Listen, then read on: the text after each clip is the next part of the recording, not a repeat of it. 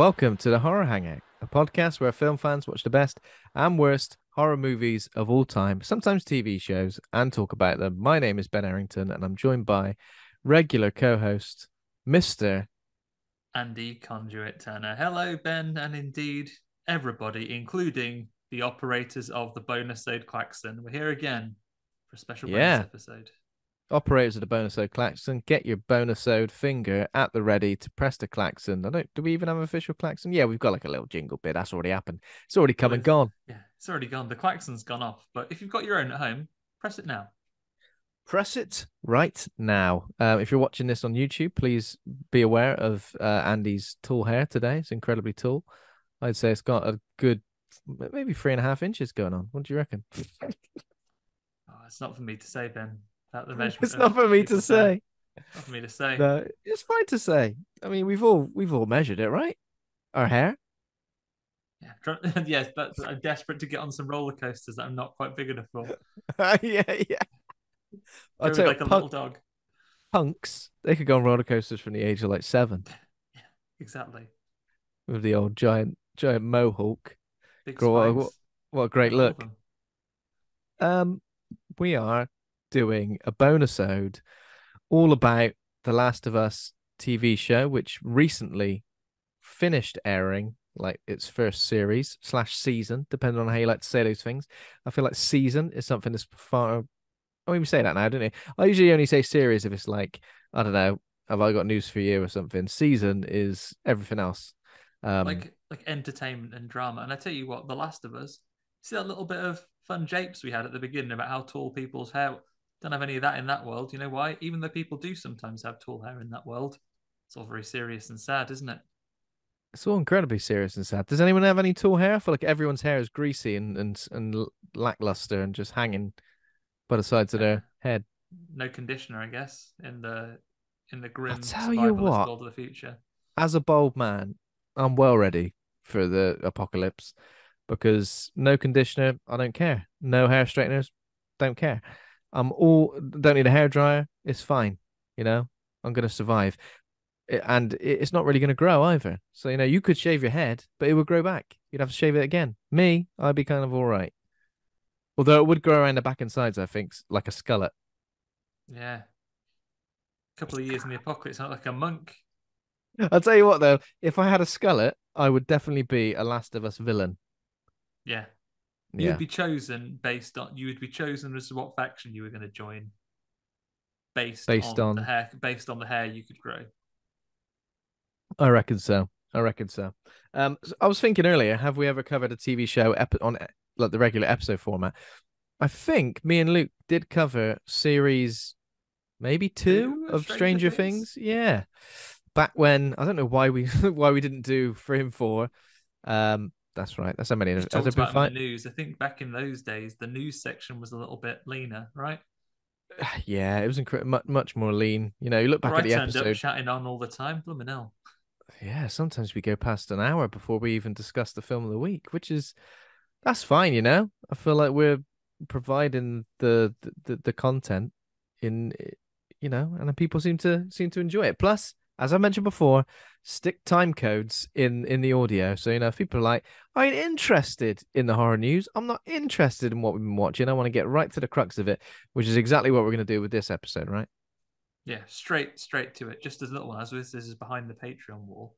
When we do put those time codes in that section that people might skip, that's when we slag those people off, though, isn't it?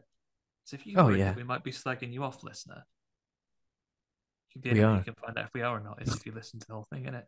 So yeah, exactly. And you come right in like that. Paranoia might be doing it. You just do that. Just lean right into your iPod there and listen.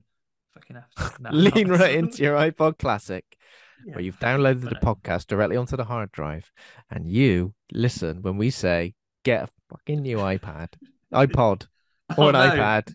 Oh no, pad and pod. What you've done there is you've mixed up your pads and pods, which is easy enough to do. Apologies. You never make an Apple genius. Sorry, everybody. But we're not here to talk about those. We're talking about a world where none of those products exist because before they were readily available, I'll tell you what, apocalypse.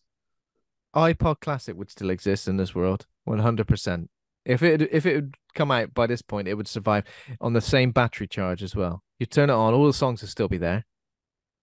They'd still be there. It'd be fine. It'd be great. Even though and all the songs would be like listed incorrectly. Remember when you used to have like So many Panic? Weird Al Yankovic songs. Yeah, yeah.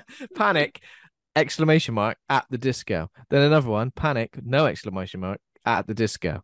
Then another one, Panic at the, the little at Yeah. symbol, the The disco. disco's got an exclamation mark after it. My goodness.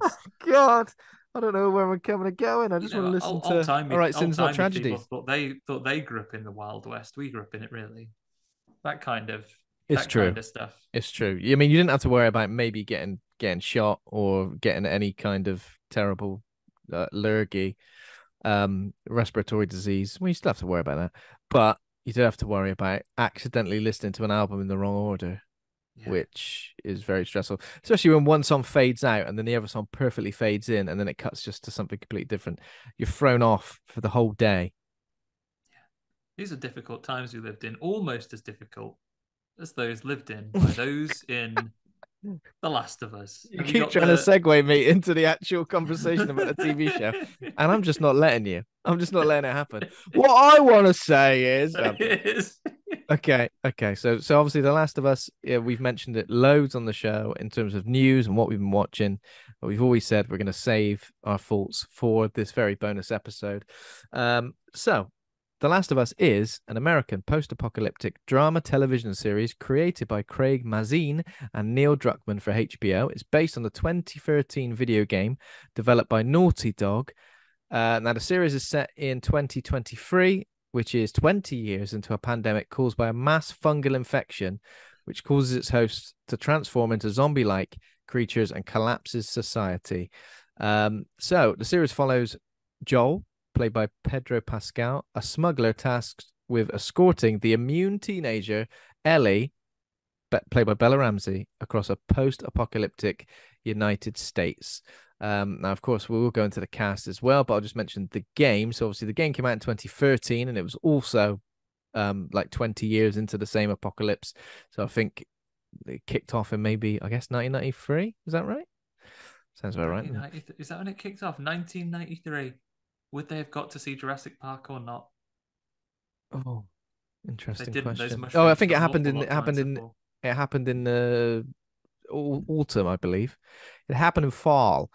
So yeah, that game which came out in 2013, and so it's like it's been on various platforms. So we've had it on PlayStation 3, which was initially released, and there was like a remaster version on PS4.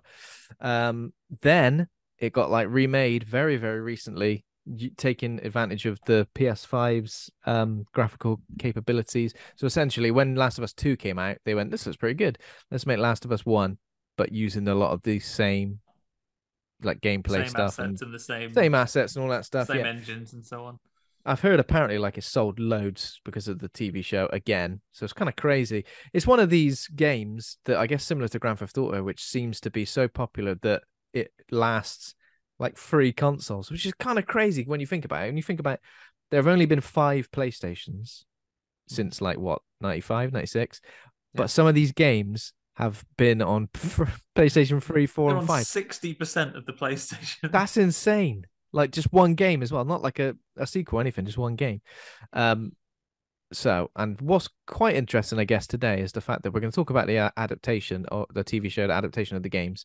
But Andy's not played the games, and I have played the games multiple times. So I guess thinking about, I guess it'll be an interesting way to look at how we perceive this TV show based on because it's probably one of the most loyal to the source material adaptations of anything, I would say. Especially it's got like we've all seen the videos. I'm just assuming you have, Andy, but like where it's like side by side the game and the TV show. Here's a line of dialogue from the game, and it's like exactly the same in TV show, and like even like the setup of the scene and the cinematography and stuff is like very, very similar. And obviously that's because of Neil I've seen those bits, but aside from like literally the picture parts of it, I've not read any articles about it because I don't know. Yeah, What because what what could I have said if I read them? So it is. So it is. But I think even if I hadn't played the games, I think I like that attention to detail because I'm definitely the kind of person who's like, right, we don't need a shot for shot remake of something. Um, because I understand one of the things that convinced Troy Baker, apparently, I read this in an article, was the fact that I think Neil Druckmann said to him, like 80% of people will never pick up a controller in their lives. So we kind of need to bring this story to those people as well. It's not just for the fans of the games to see this TV show and say, I played the games, now I want to watch TV show.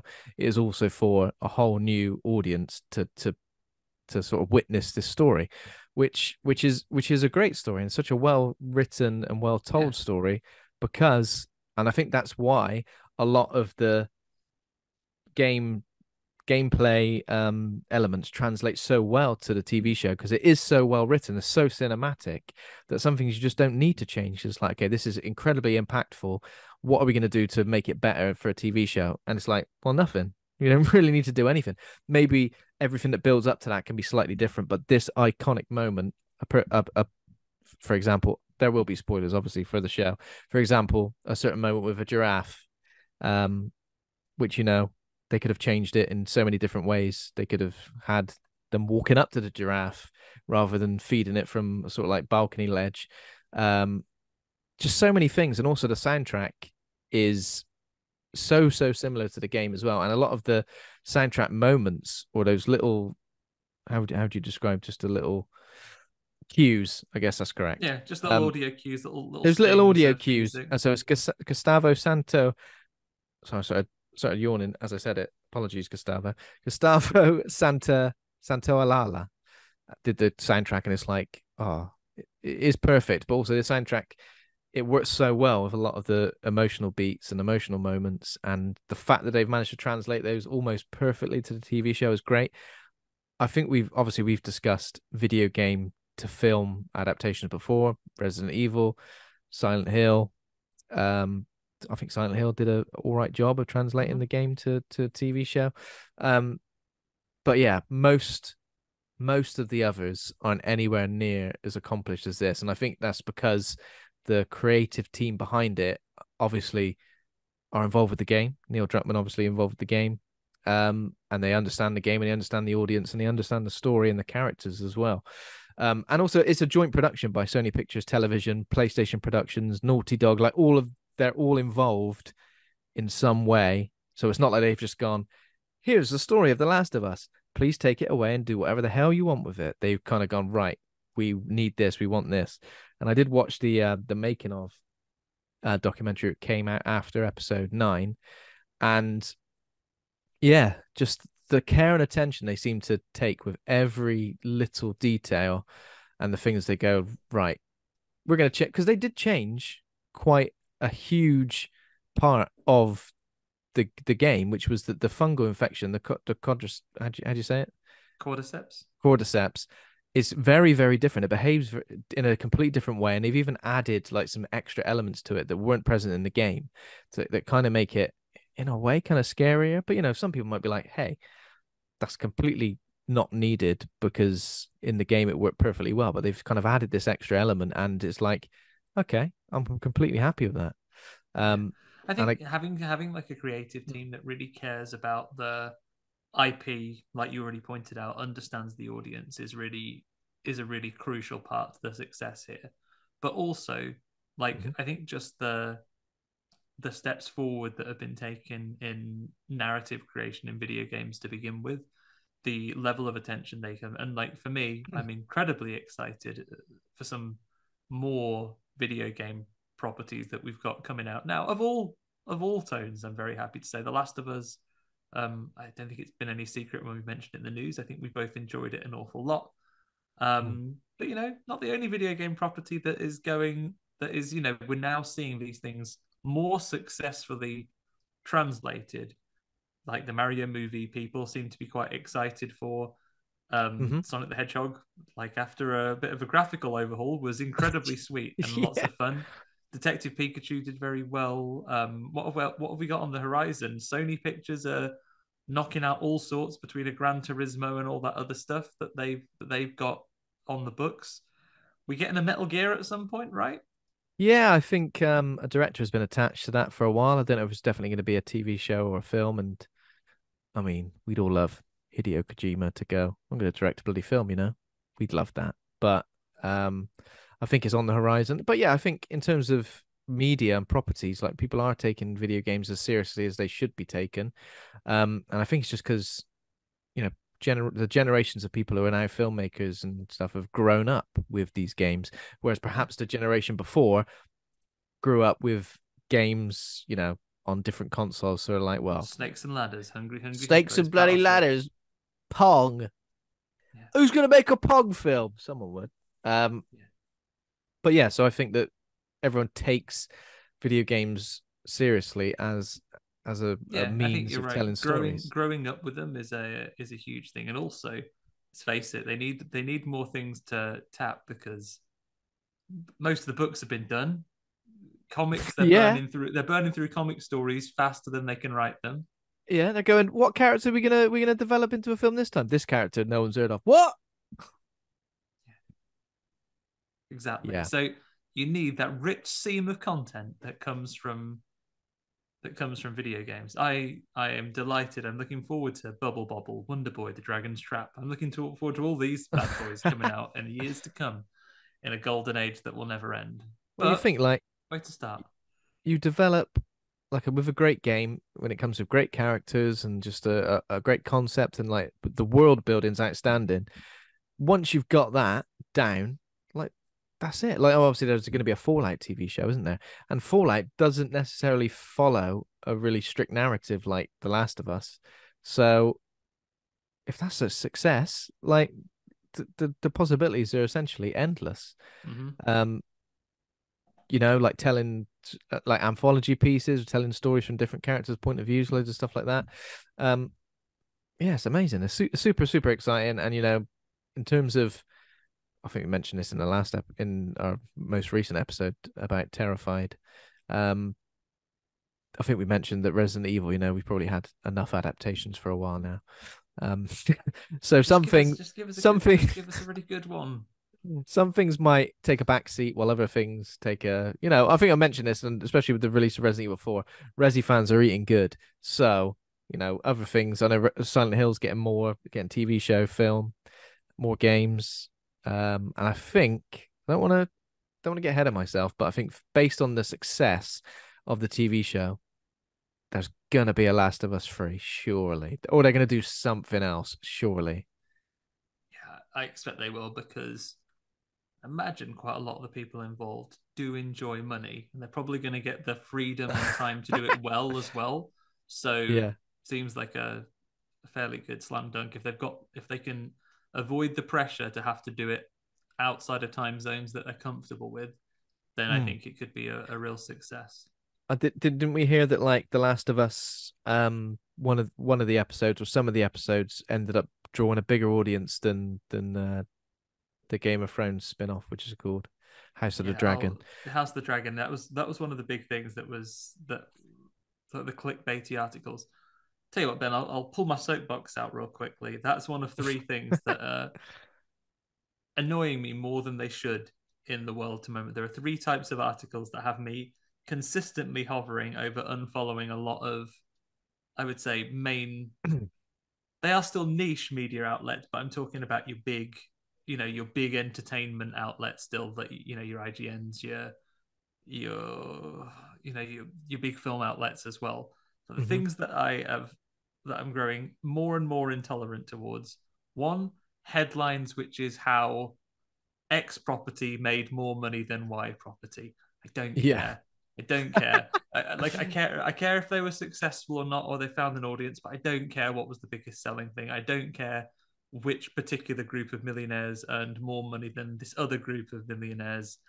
And I don't care about Yeah. measuring the success of the thing that you like against the success of the thing that you don't like as much. To say every time there's things about whether Sony or Xbox sold more consoles in this particular 2 week Yeah. period, or whether this got a bigger audience than that. That's one of them, and the other two, which I won't go into because we'll be here all night, is endless articles that I suspect are written by AI about how to watch or play all of this series in chronological order.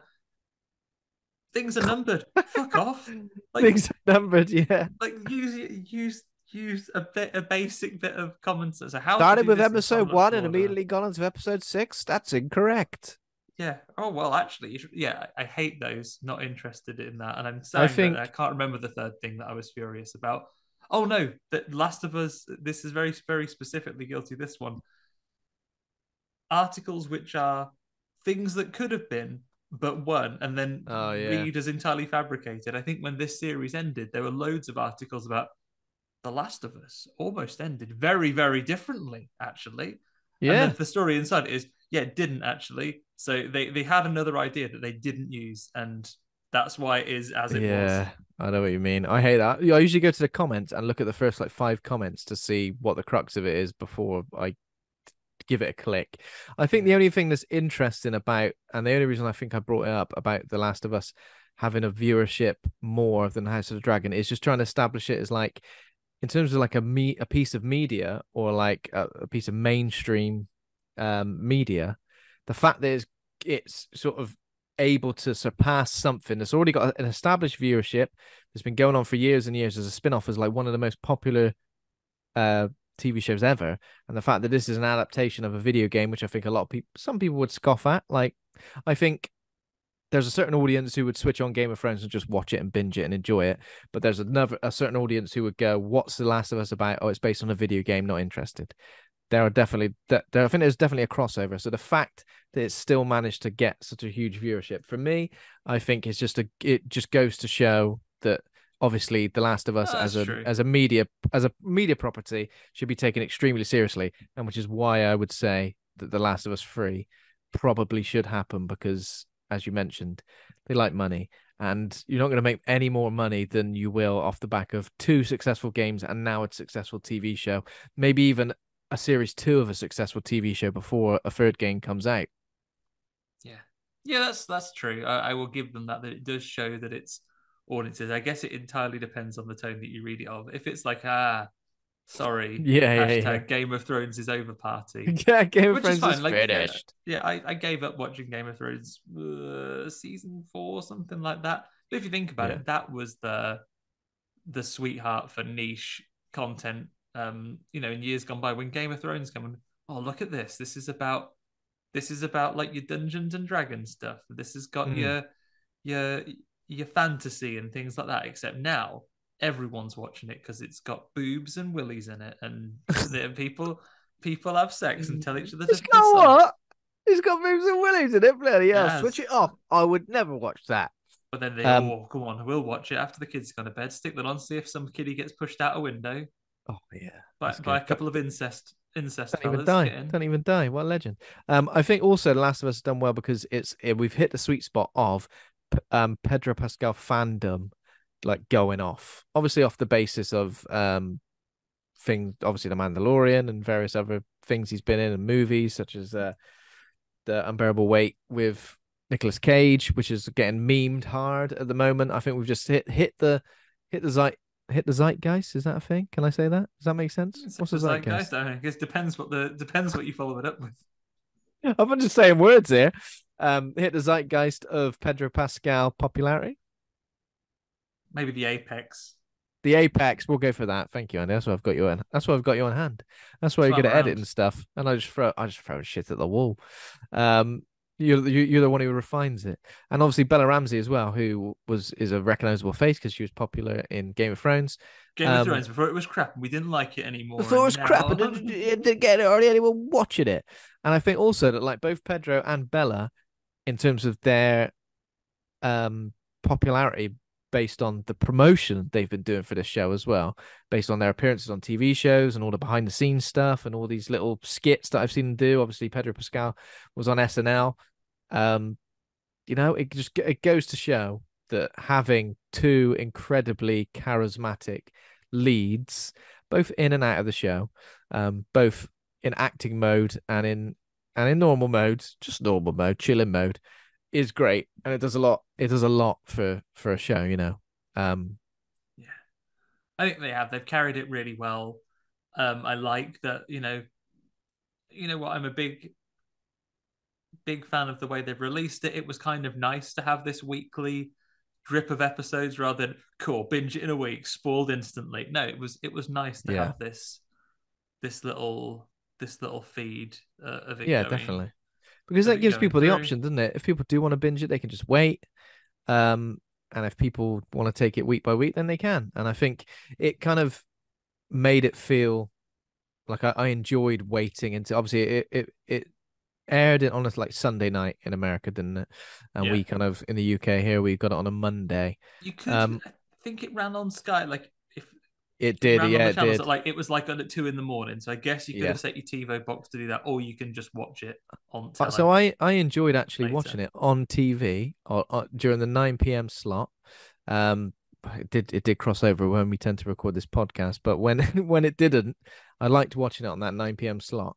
Um, and kind of just having adverts. I don't know, it just felt like a um an event in a sense, Oh, like a bit of a bit of a getting your throwback. adverts on. Getting your adverts on If so you can you're go football make a cup crazy, of tea. chocolate mad, grab a power plug, Yeah, play I mean, football with the I lads, know you see do what other get products they're selling. you do get adverts on the streaming services as well, but I kind of liked watching it in sort of like an actual TV slot because it felt like I was with someone like The Last of Us. Feel like you're experiencing it, like especially when you're like monitoring Twitter and stuff and seeing all the UK audiences reacting at similar times to Have one it. of those water cooler moments, hang around the water cooler at the office your next day, Exactly. Ben, saying, "Tell you what, see that Last of Us last night." And I work from home, so I work from home, and the people I do work with remotely, I go, "Do you see anyone see Last of Us last night?" They go, "Shut up." The Shut, I've last of got work what? to do. Shut up! I got Boss bloody mon work to HR do. monitor these communications. We're talking about work and nothing. Yeah, that's what we're talking about. We bloody love work. Um, yeah. So I guess we've obviously mentioned Pedro Pascal and Bella Ramsey as Yeah, Joel who else we and got in the Ellie. cast there? Any other So standouts for you? most of the other characters are appearing in like one or two episodes each. There's not many really distinct supporting characters that appear more than that. But I think a lot of them have huge impact. So obviously you've got Anna Torv as Tess, who is kind of like Pedro Pascal's like love interest. That's right, isn't it? Yeah, just Slash just nice mates traveling about the wilderness doing a job slash together. sidekick. Yeah, and then there's Melanie Linsky plays Kathleen. We'll get to her. Nico Parker as Sarah. Very interesting role in the I think first she was really episode. good. Obviously, I don't know that I know the story of The Last of Us because it's a game that's Mm. quite old now, so I know what happens. I've watched the telly program. Yeah, But I thought Nico Parker was an excellent daughter to begin with, and I think it was a good contrast with Ellie's character, seeing how Joel relates to both of them. I think it was a really nice touch.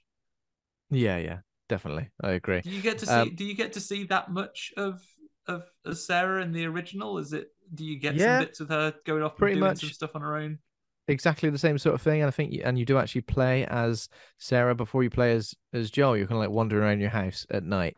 Um, so yeah, that was good. They captured that really well, and obviously the tragedy of that first episode. But talking of tragedy, Lamar Johnson and Kayvon Woodard play Henry and Sam, who turn up a little bit later. Yeah. We'll get into that. Merle Dandridge plays Marlene, who's kind of like, I don't know if you'd say a big bad because she's a conflicted sort of antagonist in a way where she doesn't start out like that. Obviously, Gabriel Luna, Terminator himself, as Tommy Miller, as Joel's brother.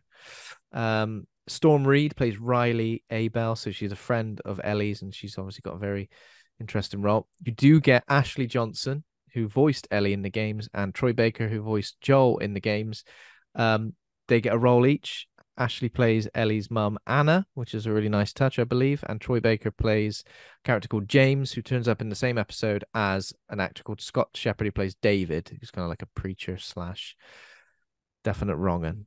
Jeffrey Yeah. Pierce, who voices Tommy in the games. He plays Perry. He's in the same episode as Melanie Linsky.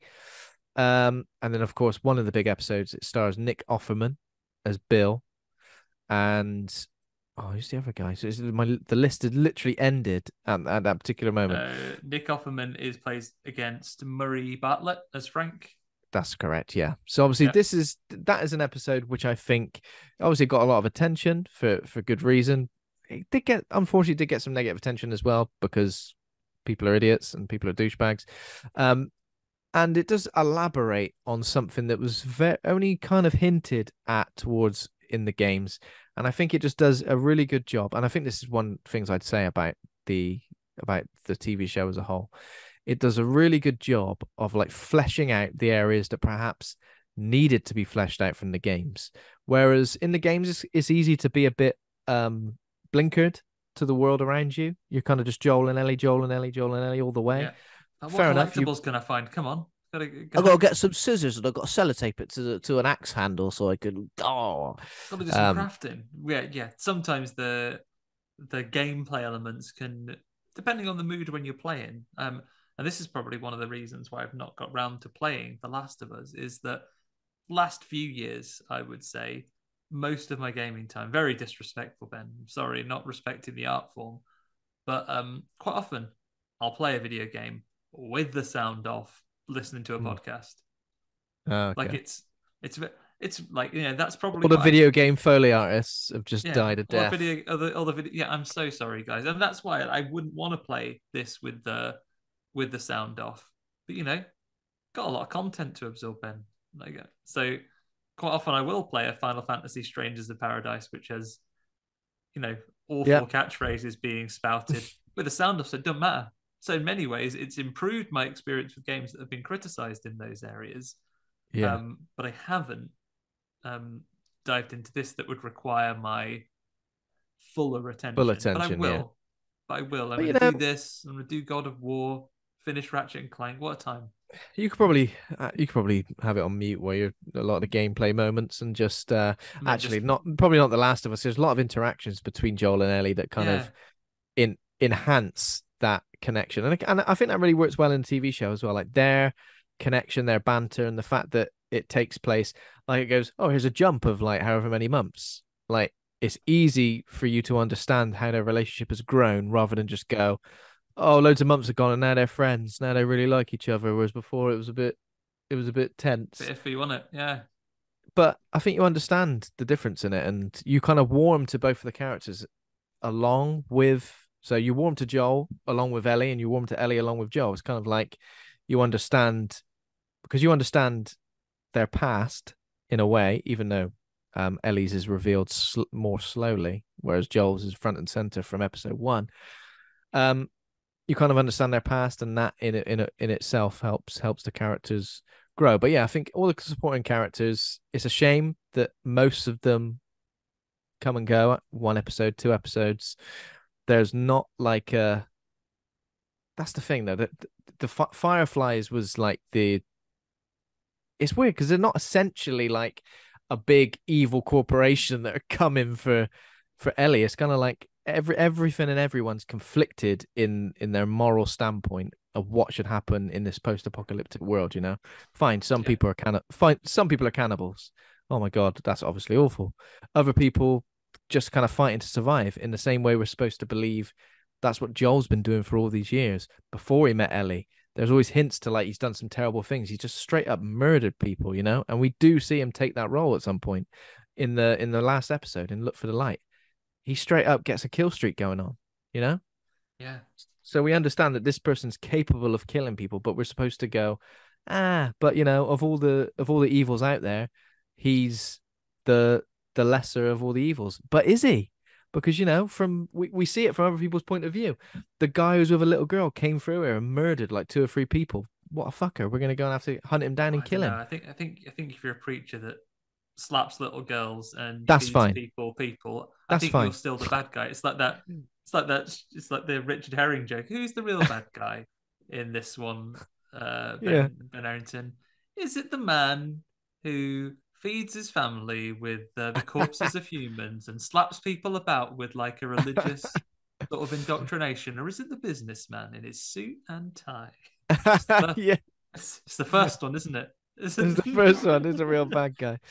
But I Yeah. think what I'm trying to say is that I think this TV show does a good job of showing that Joel isn't just a straight up, um, heart of gold, Yeah, he's not a goodie. He's not like it's not like Steve Rogers himself, Captain America, Heart of Yeah, Gold, taking her through the thing and always doing the right thing by everyone. He but sticks we're by the supposed to person that he understand. cares about and does some Yeah, horrible things we're to supposed to people that are understand that though. against We're them. supposed to go, look, his bloody daughter was murdered in his arms. We know why he's the way he is, and we understand it. Is what he's doing correct? By the end of this series, when he makes a certain promise to Ellie, are we supposed to go, yeah, it's probably best he does say that, or are we supposed to go, he's essentially chosen his love for Ellie over the future of humanity, right? That is essentially it. And so someone did make a good point. Of course, we will get to it. But in Look for the Light, someone said Joel was the only anti-vaxxer that I respect. We're gonna make a vaccine for this infection for the whole world, save the world. Nah. That's pretty much it. Yeah. Okay. Shall we if we go through the episodes, because I think as we said before we started, we probably haven't got all bloody night then. We're not gonna go through things, but let's touch on the synopsis of each of the episodes and then maybe Yeah. put out some bits how I thought it went. Shall we Yeah, yeah. we'll mix it up a little bit. May I read you the little synopsis of episode one, if you don't mind? Yes. Indeed you may. I'll bend. The year is 2003, and a mass fungal infection of mutated cordyceps sparks a global pandemic.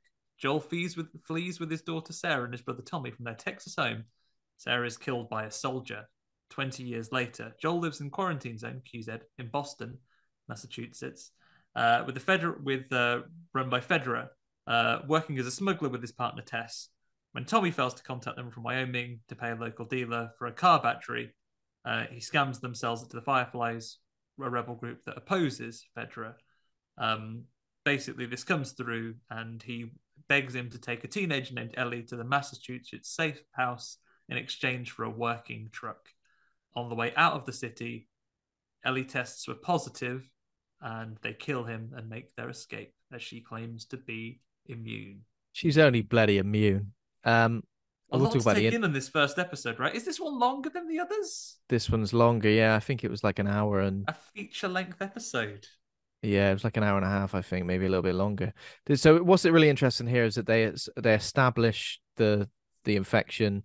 We've got kind of John Hannah plays a character called Dr. Newman who is issuing a warning about the threat of like fungi during a talk show in like I think it's like the 60s. And we do get some sort of I think in the second episode we get another flashback towards that. So obviously the infection's slightly different, and I think the infection's given a bit of a backstory as well, whereas it wasn't in the game. I think it was just like this infection kind of exists because of A, B, and C. You can just get it. You can just I get don't it. know. Having not played the game, is it them talking about how the rise in Earth's temperature allows the funguses to mutate and cross the brain, Funguses to the mutate, and blood-brain barrier? the fact that it's all in grain as well, like this fungi. So Oh, in the grain. essentially, this huge mill must have like had some sort of infection. This huge mill sent out various food types across the world, and a certain percentage of people got infected. Like because it all kind of like kicks off around about the same time. So I guess that kind of makes sense in terms of trying to say how would it kick off all at the same time, even though it's not airborne, for example. Mm. Um, but this is interesting, obviously, because for a lot of pandemic movies or post-apocalyptic zombie, because it is kind of zombie-ish, isn't it? Mhm. Movies, it's usually like obviously biting. In 28 days later, it's the blood stuff, getting blood in your eyes and blood in your gob. Um, but yeah, this is completely different because the cordyceps kind of exists and has its own. It acts almost like a hive mind scenario as well, doesn't Yeah. it? Like grows in the ground as well. So this was something that wasn't in the game. It grows in the ground. So if you like put your foot on it, it will like sort of activate all of the infected in the nearby area and they come sprinting around, which is kind of terrifying. That would work really well in a game scenario, wasn't it? But they've obviously adapted it in a way, I guess, to keep each episode from needing so many infected that need to be dispatched. Because obviously Yeah. throughout the game, you're like, there's infected there, there's 6 infected there, and you take them all out one by one. Whereas this one is a bit more about creeping around, trying not to engage. it's about set pieces and so on, right? In this, and I imagine it probably links in with some of the pieces of the game, but you have less of the things. You know, when you play what's the Last of Us's runtime? Like a 20-hour game, 25. Yeah, I guess that would sound about right. Maybe I'm sure you can alongside speed run the it in more, but like you're probably going yeah. to play it. It's Obviously, there's it's a some game of DLC as hours, well right? left Yeah, behind, which obviously gets its own, essentially its own episode in this series as well. yeah. But you're Um, not going to have the same kind of just routine encounters that you're going to have with any types of enemies that you would get yeah, just in a bit of gameplay. So you pulling out those set pieces. yeah, and obviously the true tragedy of this, which is just as impactful as in the as in the game. Sorry, and again plays out very very similar. We get a shot for sort of in the car with them when they're trying to escape. Um, when they're sort of fleeing their house in Texas, and there's sort of like plane crashes and people going crazy, the infection really taking hold, and of course a Fedra, no, not a Fedra, that doesn't exist yet, but just like a soldier Just a soldier. shooting Joel with he's carrying Sarah in his arms, and yeah, it's tragic because he says don't shoot, we're not infected. The guy still does. He gets orders obviously, and Sarah's shot and she does die. Another thing I feel like this TV show does is it doesn't linger on these sort of tragic moments as much as perhaps the game does. From the game, you're like really made to feel like each moment, whereas this it kind of like cuts to black and then immediately you're somewhere else or with other characters. That's not to say it's not as impactful because it is, but I think it just does a really good job of just pushing that, just moving along so quickly that, and I feel like it needs to do that obviously because yeah, if it's a 20-hour game and this is just a 9-hour show, um, each episode does sort of focus on either a character moment or like a place, I guess, doesn't it? Um, and so yeah, when 20 years later, Joel is working for Fedra. No, he's working Sort of in the Fedra in the controlled area, Fedra's but he's doing controlled some area. Yeah. smuggling, isn't he? He does a dirty smut. So him and Tess are doing this smuggling, and yeah, so essentially they want to get a car battery to sell to the Fireflies, so they can go and sort of find out where his brother Tommy is, who's been like not been in Missing. contact for ages. But yeah, Marlene, the Fireflies leader, essentially gets them to take Ellie to the Massachusetts State House. I go, oh, we'll give you a truck if you do a massive cross country. Do a massive job Oh, for us actually, if it's you actually could. the Massachusetts State House isn't as far away Did they say as they're in obviously they end Boston? up going. They're in Yeah, Boston to they're in Massachusetts, so Boston, which yeah, is in Massachusetts. So you're there we fine. go. So obviously the trip ends Local, up being just a local call. the trip ends up being a lot longer, but yeah, we'll give you this. And obviously the big twist here is that Ellie has got a bite, like an old bite, and she is positive because she even gets tested with the old infection gun thing, um, and she is positive, but she's not turning. And obviously Joel and Tess are very skeptical of this scenario, but they proceed anyway, don't they? Um, That they do. that they do. Episode 2, which is called Infected. I won't read out. I'll tell you what. I won't read out the whole synopsis. I'll try and give a bit more of a general thing. So we get some scenes like 2 days before the outbreak in Indonesia, and this is the thing, it's focusing on there's like an infective corpse which is shown to like this mycologist Got these horrible who little funguses reaching out the horrible gob, little haven't they? fungus coming out the mouth. And again, I love this stuff in films like this when an expert gets to look at something and goes Just like, fucking "Oh, bomb it, mate. he Bomb goes, them. we're absolutely screwed. Bomb the whole city." And obviously that's horrific in terms of this story, but I just love that because it really does drive home the fact that you're like, oh my god, this is fucking serious. And This obviously is the worst. bombing the whole city didn't work. Oh, I don't know. Did they follow their advice? Maybe they didn't. Maybe they Did didn't, we, yeah, but that's, did we to see be him fair, bomb it? Someone goes, nah. that's the umbrella answer to everything, isn't it? Yeah. Bomb the shit out of. What's that? This mansion, zombies and stuff. Bomb it. What's The that? second Raccoon City. the second you built any kind of structure, like all these wires you put. Oh yeah, self destruct protocol. Self-destruct protocol. Yeah, There's self-destruct protocol. basically any building that Umbrella Corporation build has to have the capacity to literally nuke itself if anything goes wrong. I love it though. I love it. I love just the stress of the countdown. What's that? Zombies and stuff. Oh yeah, there's like this thing called a liquor as well. A what? Yeah, it's like brains on the. It's brains inside that brain. It's got a long tongue. With it. Yeah. Just We'll let bomb it. that fly, but if any bigger monsters come out, you start a 3 minute countdown. All right. There's this fella called Mr. X. He's got a nice little hat on there. Little nice little hat on his head. Okay, but Just if he bomb it, yeah. mutates further than that, then you blow it up. Immediately blow it up. Um, so yeah, obviously this is just a flashback in this episode. This episode is called Infected. Um, and again, what's really interesting about this is that like Neil Druckmann has directed this episode as well.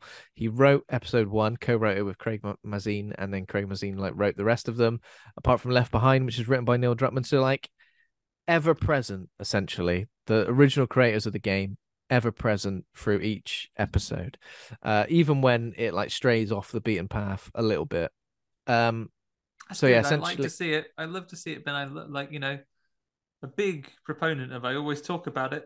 Child's Play does well for having its original creators involved in it in the horror oh world. yeah, This is true too. Seeing mm, Neil Druckmann, Craig Mazin as part of this, really working through it the entire series, it shows that you are having care for the material you already had, not just because quite often you'll get it at like big IP stuff. Quite often it goes to something else, and I feel on occasion, I'm not going to name any names, but someone picks up an IP and they go, oh, I'm going to change this to make it my thing. Or yeah, because, I had this oh yeah, idea that wasn't produced and now I've got this IP and I can turn it into my thing by changing it. And that's not always the best direction, unfortunately, because it makes things feel uneven. And I'm not talking about every adaptation having to be the same, but sometimes you will stray a little bit far from the path as to what people liked about the original. yeah, most definitely, I agree, and I think this episode in particular is like the best visualization of the games, which is just exploring a abandoned cityscape, which is obviously Yeah. completely overgrown.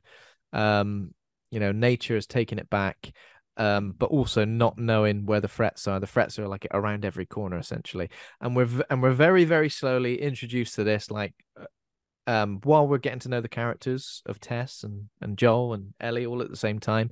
Ellie with her quips and she's got a bloody attitude, didn't she? But all She's that got a all that knife and stuff. a little book of puns. No, she's got a pun book yet, so she's just Yeah. giving them It, shit. just giving them shit, got a little knife of her. And yeah, we're introduced to that and we sort of learn about the world through Joel and Tess as they're explaining it to Ellie, because Ellie's kind of, even though sure she's been around and she's been bitten, we're trying to explain to her like what the clickers are, and then we immediately see the clickers in this dark Yeah. environment, tight corridors and stuff where you're trying to avoid them, and that really does replicate that And tension from the game for as those well. who haven't seen the series yet, if you're listening to this and just bear in the spoilers, we're not talking about like infected that have got like fedoras on and they're sort of listening to some smooth jazz going. No, we're talking about echolocation guys. Yes, Yeah. they're there. They go around clicking about like they're calling horses. Clicking Um, about, bloody hell. yeah, and then they but if they listen to you, if they give you a listen, they'll come charging. They'll So thump you. essentially, like they'll thump you into dust. The mushroom infection is supposed to represent the fact that they've been infected for bloody ages. That their head has like turned into a big mushroom and kind of like split, and they can't see, so they use this clicking They noise as kind like of see. echolocation. They can't bloody see, lad. Can somebody bloody give them some eyeballs?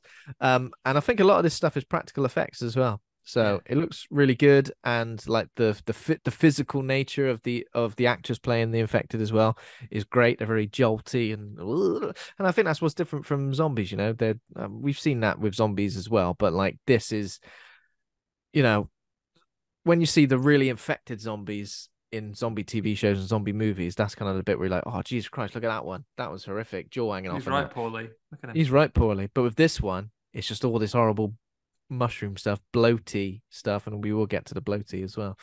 But again, in this scenario, it just shows you how easily in the game, but also in this thing, how can just go to shit, because when they get attacked by the clickers, turns out Ellie gets bitten and Tess gets bitten in this section. Yeah. This is like the first encounter they have with anyone infected. They're like, right, we're going to smuggler from A to B. If you were doing And like a no-hit run in this game, you, you just might as well restart it. Failed. oh, hell yeah. This is level 1. Um, but yeah, I enjoy. There's a lot of stuff recreated from the game, like crossing the ladder over the bit over the building, the Yeah. rooftops. That's really good. And they eventually end up at the state house as well. And this is recreated really well. But in the game, Tess stays to try and take out Fedra, I believe. It's not infected who come in. That's not I think infected because in this one, we lose Tess because she did get bitten in the clicker human. attack, which means you've got like she's on the countdown of hours before she goes wampy, right, and turns But I'm pretty sure that into a Joel and mushroom Tess man. have known each other and been in some sort of relationship for a long time. Because we see there's a flashback in the next episode where both of them aren't grey and looking a bit worse Yeah, for wear in the old apocalypse. No air die in the apocalypse. Um. So yeah, this is we're already in episode 2, and Joel was experiencing a huge loss again. yeah. Um. But yeah, Pretty they chilling in this bit when she gives up and she's turning, she's trying to set off a bomb to explode everything, and knowing that she's already infected but looking to accelerate it, like the infected come over and basically cop off with her to finish turning her into a yeah, mushroom give zombie. an old French kiss, but instead of a tongue, Little it's an old mushrooms reaching mushroom. out into your gob. Again, this is something that wasn't in the game, like the sort of the like tendrils, the mushroomy tendrils and stuff. Obviously it was spore clouds, so you could just put a gas mask on and you were pretty much all right. But obviously now the tendrils kind of get up in your business. Yeah. Um, yeah. Okay, so that's that. And episode 3 is long time. It's Don't know if you worth want to do a pausing on this slight. one. So this is the one where you saw we got the expansion. So this is our episode about Bill and Frank, and it's primarily in the past, right? We see several periods of their life together. It begins with Bill finding Frank in a pit. He's dug a pit like Team Rocket, and he's caught him. Not going to steal his Pokemon off him. He says, "What are No. you doing down there?"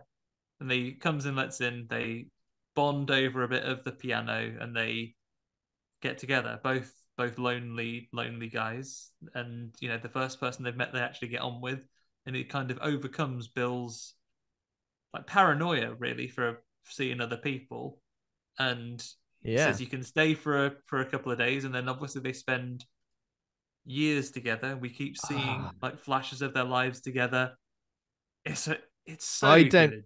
I don't know how I feel about any film or TV show that shows a passage of time like this. I think it really makes me feel weird in a way where like my own mortality, I guess, where I'm just like, I don't know. Perfect example. Eddie Murphy and Martin Lawrence in the film Life took place over the course of decades. And part of me's going, oh, if my life could just be whittled down into this series of set pieces from through decades, it just makes me think how fleeting life is. And obviously, especially something like this, which shows a love story between two people in the most unlikely of scenarios. Because like Bill's like a survivalist. He's got a town to He's himself. got He's power, got he's got defenses, he's got power, like food. traps. Yeah. Yeah. And the fact that obviously I know I mentioned that this is it's presented in such a different way to the games, because in the games you meet Bill, he's living alone as a survivalist. He lives in like a block rather than a whole town to himself. And you only really find out about his partner, his relationship, through like little notes and stuff you find.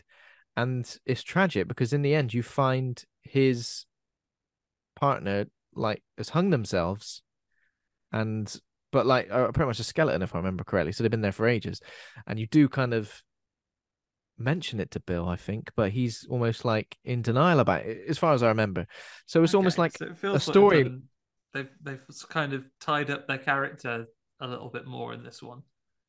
Tying out their character a little bit more, yeah, and the fact that like it shows. Would I have potentially liked more of Joel and Ellie kind of getting to know these characters, and then maybe then feeling like we understand the tragedy of it, because obviously it gets to a point where they've been together for years, and Frank becomes terminally ill, and Bill's kind of helping him, but he asks him to like assist his suicide. And obviously we do see Joel and Tess interacting with these Yeah, characters in part of these early on. flashbacks, right? Yeah, yeah. But I don't know. A part of me was like, I understand it's a standalone thing, and I know what I understand what it's supposed to represent.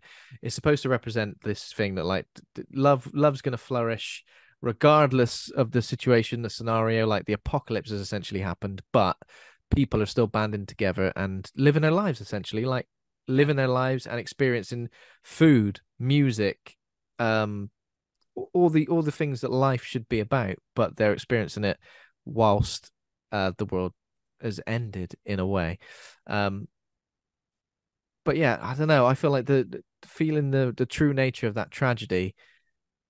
Um, because obviously then Joel and Ellie do sort of arrive in the. However, I Find will a say note that from him because he's ended his own life alongside with his partner in the show, right? And then yeah, leaves a note saying, "Hey, don't come in. Sorry." don't come in. But see, I think that's great. I think that bit's done really well because they don't go in. You don't need to see the two of them lying dead together. And there's a great sequence, obviously, where we see it through the open window of where they are in the bedroom. And obviously, open windows are very are very focused upon in the game. It's like the sort of loading screen for a lot of things. So we see open windows before the game starts, and as the game progresses, you see like different open windows representing how far along in the story you are. And I think that happens in two as well. So that was a really nice touch. I really did like that. Um, I think Just imagine a lot. me watching this episode now with all these little fleeting moments of life with like, and the cat's in the cradle and the silver spoon, like little Yeah. tear running down your Oh face. man, I don't know what it is. I just feel like for me that thing, anything that represents a passage of time like that, for me almost feels too much for like in terms of the way like I can connect with it, but it's almost like the tragedy of it, and like it almost feels too much for me. It not like it makes me upset. I mean, it does to a degree, but something about it is incredibly like disheartening, I think. But I understand why they've done this because what they're trying to do is go, right, here are some other characters who aren't Joel and Ellie, and here is how the pandemic here's how the bloody well, here's a pandemic really, isn't it? Yeah, Is it? yeah, it is. Here's how it has affected them, and in a way it's almost like hope, isn't it? It's like, but you can essentially live a fairly normal life despite the fact that this has happened. There are moments in this episode where you're like, oh my God, one of them's definitely dead now. Oh no, is the other one going to die? And then they don't. They kind of live this life. Um, I think yeah, this is one of it's those things as well. Like it has a nice moment and some heartwarming moments in this series, which otherwise can be quite bleak at a lot of times, right? And Mhm. even though it's a sad story, it has a great deal of happiness about it. And I think there would be lesser things that are like, oh, these characters are good. I would like one of them to survive. I'd love Nick as much as part of you would love in the last episode as they're trying to escape from the base, Nick Offerman to pull up in a car and goes, "Get in, everybody, let's go." Like, Yeah. it's not the type of show that they're making. And I think it makes for characters that you spend one episode with, it carries a great amount of weight. Is it my favorite episode of the series? Maybe might be. So It's up there with maybe one other. I think so. A lot of people's problems with this episode, we'll ignore the bigots because whatever their problems are with the episode is That's more neither than here you're nor not gonna you're not gonna convince them any otherwise. So may as well no, just it's neither here nor there. I think so. Any of the problems people do have is like, oh, this is a zombie post-apocalyptic show. I don't really want to take a whole episode with a love story, essentially. And for that, I can kind of understand it, but I think we don't get to where we're going without this episode. yeah. We don't end up in episode 9 understanding everything and everybody without going through the tragedy of this episode. So while on its own, you might look at it and say maybe it takes the wind, maybe it loses a bit of his momentum in terms of like, oh, there's pretty much no infected and there's no real threat. Of course, some people do attack the town at one point, but there's no like true threat where you think, oh my God, that's it, it's over for everyone. Everybody have it. So Yeah. I can understand that in a way, but I think I'm looking at it from both sides where I'm saying also we don't get to our destination without taking a route through this town and this Yeah. story of And this is as well the point you have to think of that if you want something which is going to attract a huge audience and is going to bring more people into as a mainstream piece of entertainment, something that as a video game that as they said and they created it, loads of people would never pick up a controller. Hmm. This is what you need. You need a tapestry. It's like they say, Ben, And what is it? Mm. March winds, April showers, bring forth the May flowers, doesn't it? So you know what I mean. It's a bit of variety. I'm not going to deny. I'm not going to deny you that. Okay, so we move swiftly on to episode 4. Please hold to my hand. I like that. I like when things are. I like it when you're like, "Hey, that don't make sense." I love it. Um, so now this is where Joe and Ellie are taking a detour through Kansas City. They get ambushed by some bandits. You say bandits, I think we established that these are just young. They're pretty young kids, aren't they? There is a moment, obviously, here where Joel. This is interesting as well, right? I like this in the series. I will mention this.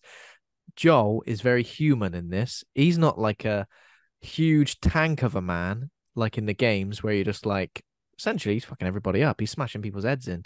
He's hitting people with baseball bats. In this, he gets like overpowered by like quite a young sort of like teenager. Ellie has to save him by shooting the man in the back. Is that right? Um, and then we quickly find out that here in Kansas City, there's like been like some sort of uprising where it's not quite Fedra, but they've like taken over, and it's like so it's Kathleen who Wasn't it? Wasn't is it? Didn't it used to be Fedra, and then they that's right. overthrew them, and I think now that's it's just correct. they're So just again, running the show. again, forgive me if anybody's listening and they're right up to speed on all the nitty gritty details of the games. I've played the first and the second game multiple times, but maybe I'm misremembering some stuff. I'm pretty sure that this is new as well. There's nothing like this. Henry and Sam. So there's a man called Henry and his younger brother Sam. That's right, isn't it? Mm-hmm. Um, sort of like on the run from this group as well. He's kind of like hiding out in the city somewhere, and they kind of think that maybe Joel and Ellie are involved as well when they find out that some of their people are killed. I'm pretty sure they just meet up with Henry and Sam in the games and just go on a little bit of a trip with them for a while. This whole dynamic with so Kathleen's definitely not a character from the games. But it's weird this dynamic because it's almost like they're very willing to just like execute people who have like maybe been in cahoots with anybody else who doesn't like agree with this uprising. Is that what we're supposed Yeah, to think? they've come up with quite a it's like governed by fear, isn't it? That they and then you see a section where Kathleen is basically who ratted us out, eh? Who was it? Was right? Sorry, murdered. And if you Murdered a don't, lot of you. yeah, she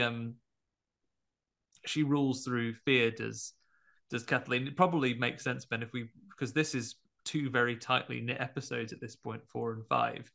So should we just rattle into the next one? Because for episode Yeah, 4, we end episode 4 after they've encountered these bandits, and it's the first time Elliot's been able to use a gun, and Joel's beginning to trust her as someone who yeah. can handle themselves and help with them surviving.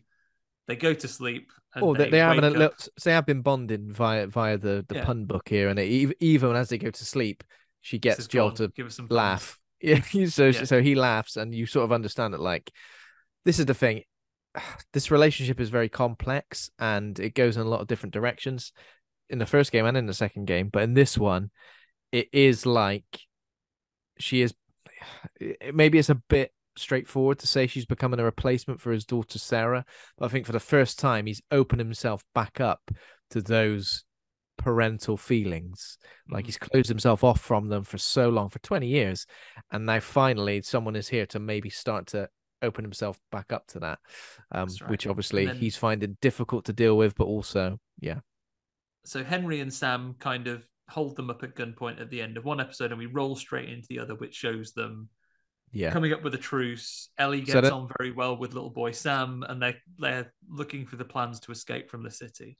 Yeah, this next episode is called Endure and Survive. This is episode 5. I was just quickly, sorry, just going to mention Kathleen as an antagonist is very, very strange because she rules by fear, yes, but she's very like softly spoken. And it's almost like the people she's got on her side give her that power. It's not like she's particularly, well, she does kill people, but she doesn't seem to rule with violence herself or like threats in any way. She's kind of very softly spoken, and in a way that is quite scary, isn't it?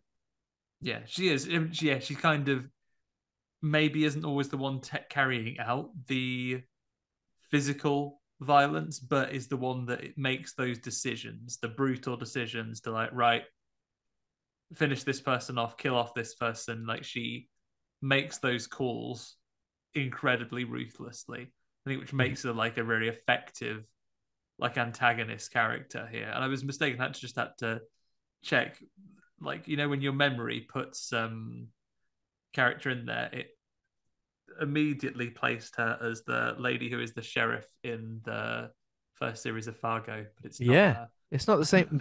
I thought exactly the same thing, Andy. I think I even mentioned. I said, "Isn't she in Fargo?" Yeah, so sort of like, but a very similar sort of character, you would say, in a way, isn't it? Well, maybe Yeah, not character, but very simple, a very similar performance, like understated, softly spoken, but carries a certain weight to her, which makes you feel like she and needs to be an authority. respected. An authority Yeah, figure, yeah. yeah. And Um, so they're on the run. They talk about going through the tunnels to and eventually heading. We're talking about heading north. Is that right? That they wanted to head across the river and through the tunnels and then mhm. outwards. Yeah, I Um, think so. Oh, I don't think we even mentioned, but after the episode, after episode two, essentially, um, Joel was just like, I'm going to continue taking Ellie to the Firefly. So you're supposed to meet them here, but actually they ended up at this university, which is bloody miles away. But I'm going to take you across this, across. I've got nothing else on. I've got nothing better to do, you know. Um, so yeah, that was it. And obviously, again, we're the way that this is an Ellie and action episode, Sam. right? This is a what? This is a big action episode, right? Yeah, I think this might be my favorite episode because I think this one just captured the holy shit nature of some of the set pieces in the game as well. So obviously Ellie and Sam become friends. Joel and Henry have like a bit of a sort of like understanding, I guess, going on. And this particular after they escape through the tunnels, this particular sequence in a cul-de-sac with a sniper in an upper story window shooting them is like pretty much perfectly recreated from the game where you playing as Joel go basically flank him while everybody else sort of stays hiding in cover, kills the sniper, and then you take over for the sniper rifle as loads of infected rush into the cul-de-sac, and you're kind of like protecting Henry, Sam, and Ellie. And this kind of happens, but of course, this time we get Kathleen and all of her soldiers come in as well. And there is a little bit of a subplot that we get from the last episode is that they tried to kill loads of infected and ended up like trapping them underground. They're Oh like yeah, I'd forgotten. in I'd tunnels entirely forgotten underground, that bit. and it was like, oh, they're gonna get out eventually. Oh, what are we gonna do when they do? Oh, don't know, but we can't tell anyone. That sort of thing. But of course, this happens when Kathleen and her crew are trying to apprehend Joel, Ellie, Henry, and Sam, including a bloater. So loads of infected, loads of clickers all come out and maul the the uh the soldiers to death, and a big old massive bloater comes out. He's basically the Hulk in in clicker form, right? Yeah, and he's smashing people up. He's they're all over the place, aren't they? Like they're tearing up. Like it's a really cool and again very video gamey thing, right? Where you have multiple types of enemies which also would fight each other, and you Yeah, as a player can navigate through while you get these two factions to face off against each other. This big bloater's there. It's tearing yeah, people apart. It's thumping people. It's like a force that changes the tide of this battle. yeah. And that does happen in the game. You know, you can kind of like maybe shoot a infected who's near like some soldiers, and then that one will go in and attack them, and it will kind of kick off, and you can kind of just sneak through. That pretty much happens. Obviously, there's a moment here where a child clicker crawls into a car where Ellie is, little girl in her gym jams, um, but it eventually kills Kathleen, leaps and kills her. Yeah, Um, and again, this lot can't go a second without getting bitten. This is when they end up at a motel, and Sam shows Ellie that he was bitten. And here, bless Ellie, of course. This doesn't this was happen in the so game. nice. Yeah, she essentially says her blood is medicine. Her blood can heal him. Um, but obviously that doesn't happen. And then Yeah, there's obviously a bit where Sam she says, cuts "Will a you stay hand, with me?" puts a bit in his leg, and he kind of goes. Yeah, they kind of take a moment. They go to sleep together. She said she'll stay with him. She wakes up in the Mm. morning. He's sat on the bed, gives him a little nudge, and he's gone horrible. He's a mushroom man.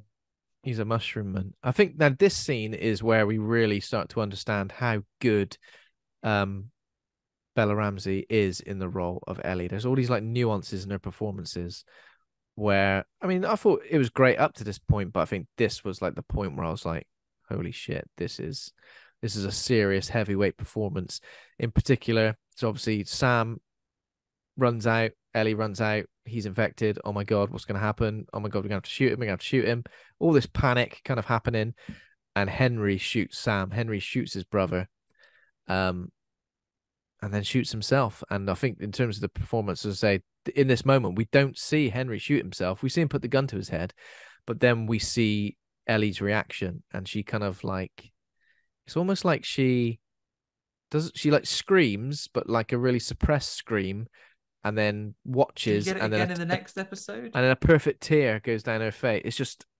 It's just perfect. Where we're just like, this was the moment I think where I went, because before, okay, this girl's playing the character of Ellie. Does it necessarily feel like Ellie to me? In a way, in her sense of humor, in all these other things. But I think here at episode 5, at the end of episode 5, was when I went, okay, well, Bella Ramsey is Ellie. You know, Yeah. they're interchangeable in my head. The performances now between Ashley Johnson and Bella Ramsey. Um, and it's perfect, really, because straight from this one, oh, I was going to say we're going to Left Behind, but the next episode is Kin, which is 3 months after Henry and Sam's deaths.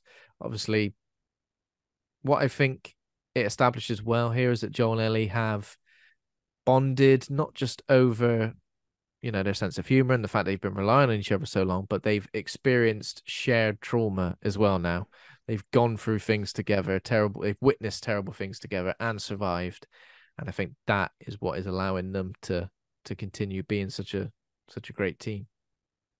Yeah. It's another good episode because this is where the episode kit, so they find this is I'm just reading the piece here where it talks about they find the city, they've teamed up, and then they have an opportunity where they could split apart, right? Where Joel has reached the thing, and he basically says, "Hey, can you look after her? I'm going to move on," or Yeah.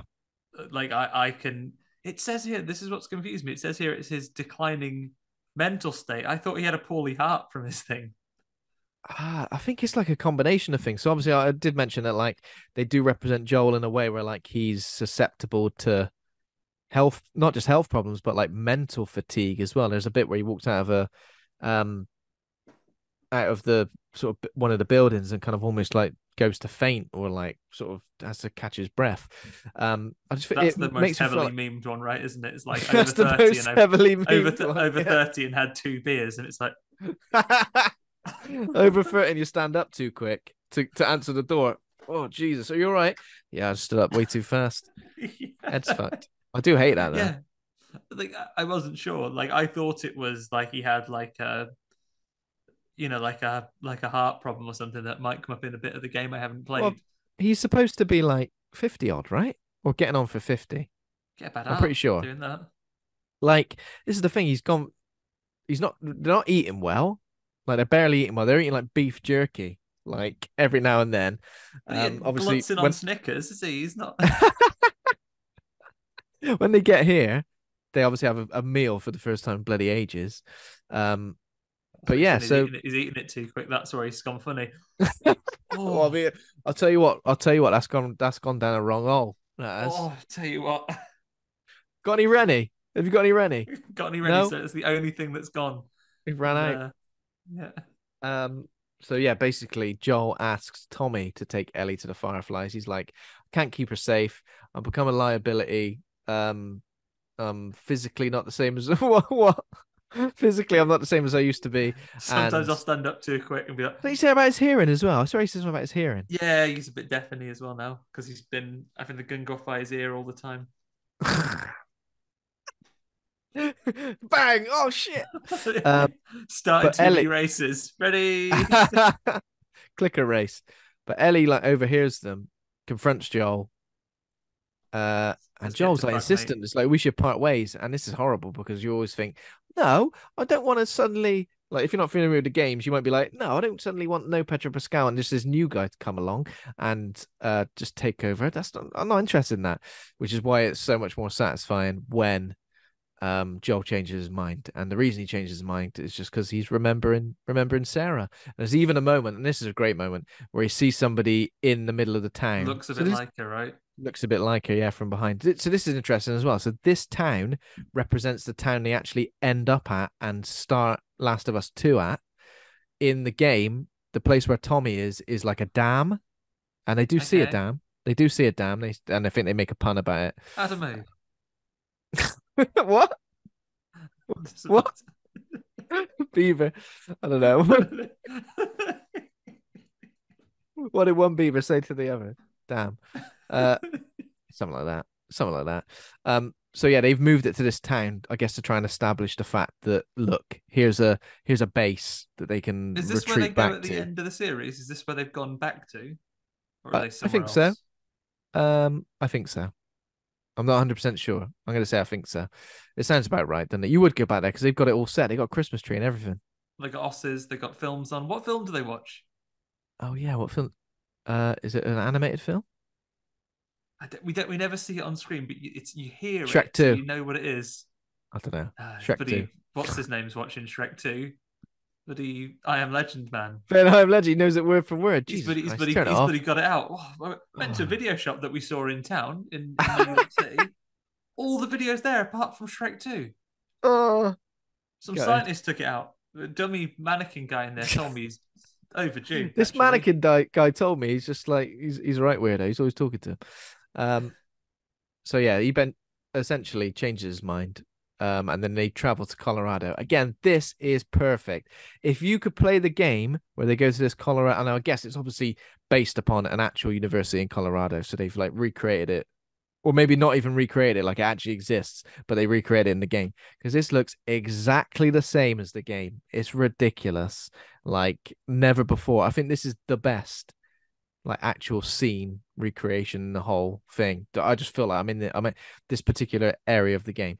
So yeah, the Fireflies have gone. They're not at the university again, but there are signs of them everywhere. But when they're trying to leave, so I think they say, oh, they're in a hospital in Utah. I think luckily they find a piece of paper where someone's gone, go into hospital in Utah. Bye bye. Um, Yeah. If you read this, they find like a Resident Evil file. yeah, if you read this, I'm already dead. Um, and a zombie comes out the cupboard. But yeah, so Joel and Ellie then get attacked by like a group of raiders. One of them attacks Joel, but Joel manages to like kill him. But he does get stabbed along the way. Now they escape. Like this is a great scene because obviously Ellie is like shooting her gun at them as they run away, and you think, oh, they're all right actually. Nope. Joel's been shanked, and then he collapses, falls off the Falls off his os, ass. Yeah. falls off his ass, and then we're thinking, oh shit, what's going to happen? Because I'm imagining if you get stabbed in a apocalyptic wasteland, that's pretty much it, right? You're I mean, done. yeah, You're like done for. number of things, Ben. First, I mean, you get stabbed anywhere, it's going to come dead sharp, so it's going to sting Yeah. at the least.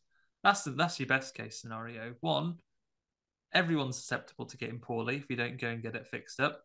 And then added to that, you're going to fall off your ass. I reckon that'd hurt you even if you were otherwise fine. Ah, yeah. Break some ribs falling off your ass. Especially Jesus. no defense at all. Can you like the chairs we're sitting on now are not as high as a horse. Yeah, I wouldn't want to No. just fall off it with no Full defense. face first. No. Um, Very painful. yeah. Um, So we move into I think. Sorry, this is when we get the Left Behind episode now, yeah, so right? the next episode is like a flashback episode for Ellie to try and sort of establish her character, and everything that came before. Well, not everything, but like up until the point that she met Joel. So obviously Ellie has got Joel in an abandoned house, like in a basement, and she's covered him up with a blanket. I think is it a nice tarpaulin? I'm not sure. Covered up with a blanket, and she's like kind of trying to find food and medicine for him just to ensure he doesn't kick the bucket. But he tells Ellie to leave him. Leave me, you bloody hell! I'm gonna die down here. Just get yourself to the Utah hospital. But then yeah, she remembers her time before she set off with Joe, and it's like she was in Fedra military school, like getting bullied by someone, but like standing up to them and fucking them up. Classic, like any media representation of someone who's a bully who's like an absolute lunatic. Someone who bullies some, and also like a bit Yeah, like we talked about Scream a couple of weeks ago. someone who you think is unhinged, and the best thing to do to that person is to pull them. Well, you fucking psycho. What are you gonna do? Stab me? Probably, yeah. Yeah. I've actually got a knife. I've actually got a knife. But her friend Riley has been missing for 3 weeks. She ran away, but she sneaks back into the dorm room and she tells Ellie she's joined the bloody Fireflies. But I think like both of I've them, joined the bloody fireflies, mate. I've joined the bloody Fireflies. But yeah, I think Ellie was like, "Oh, Fireflies, bunch of knobheads, aren't they?" And I think even Riley was of that persuasion at some point. But then she goes, "I've got a surprise for you." Even though it's like 2:30 in the morning, I'm like, "Oh, get my shut eye." Don't she say something like, "I got to be up at 6 to do some sort So, of to do a bleep test. to do a bloody bleep test?" And she's like, "2:30, come with me for a surprise." And she takes her to, Can you come at like 9:30, just after we've gone to bed? oh, that would have been ideal, wouldn't it? Um, she takes her to an abandoned mall. So obviously, again, this recreates the scenario in the DLC left behind from The Last of Us. So it's not in the main game; it's just in some DLC. But I think it's very. I think if you played the main game, you should definitely play the DLC as well because it adds so much to. Yeah, it's good to find out what kind of happened to Ellie as well. So yeah, there's loads of stuff in the mall. There's like a photo booth, an arcade, a carousel, all lovely stuff. They ever go on Mortal Kombat, which I feel They like do a bit of if you had, yeah, especially in a year that we're teasing a new Mortal Kombat game. They edging for Ellie or Joel to be in it. oh my god, can you imagine? But also, I feel like that'd be so difficult suddenly being thrust into having to play Mortal Kombat with no understanding of what it is or how it works. But I Yeah, think Ellie does all right, right? yeah. Do you reckon it must have had it just come out before the apocalypse? Or no, that happened in it said in 2003, yeah. it's But happened in obviously Ellie 2003 now. So Mortal But Kombat obviously, would have Ellie has existed. only known Apocalypse. She's never known before. Yeah, she's never she was born in a post-apocalypse world. No Mortal Kombat for anyone. Jesus. And she has got a Mortal Kombat poster on her wall though, so I think that's why she knows what it is.